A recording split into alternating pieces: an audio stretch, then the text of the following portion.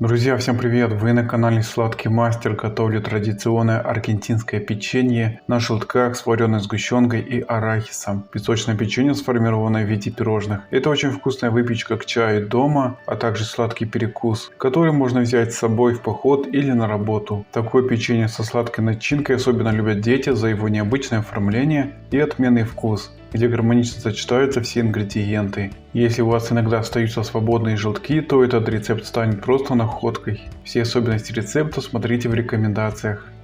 В масло добавляю сахарную пудру, вымешиваю на высоких оборотах миксера, чтобы масло стало пышное и светлое. Добавляю желтки, соль и ванилин. Перемешиваю на высоких оборотах миксера, чтобы все ингредиенты соединились. Добавляю коньяк и недолго перемешиваю. Всыпаю сразу всю муку и разрыхлитель. Перемешиваю недолго миксером до однородности. Добавляю крахмал, перемешиваю лопаткой. Перекладываю тесто на рабочую поверхность. Недолго вымешиваю тесто руками, формируя шар из песочного теста. Разделяю тесто на две половины. Одну половину убираю в холодильник. Немного обваливаю первую половину теста в муке, формируя небольшой пласт. Обсыпаю скалку мукой. Раскатываю пласт из песочного теста с приблизительной толщиной в полсантиметра. Круглой формой вырезаю песочные заготовки.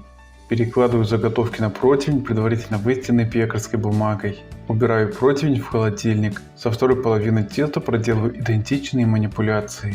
Заготовки накалываю вилкой. Убираю противень с заготовками в заранее разогретую до 170 градусов духовку на 25 минут. Выпекал печенье в 2 приема. В итоге получилось 24 печенья. Каждое печенье густо смазываю вареной сгущенкой. Друзья, буду благодарен, если поставите лайк на это видео и напишите комментарий. Любая ваша активность продвигает канал в рейтинге, а меня мотивирует снимать больше проверенных и стабильных рецептов, которые я лично тестирую на своей кухне.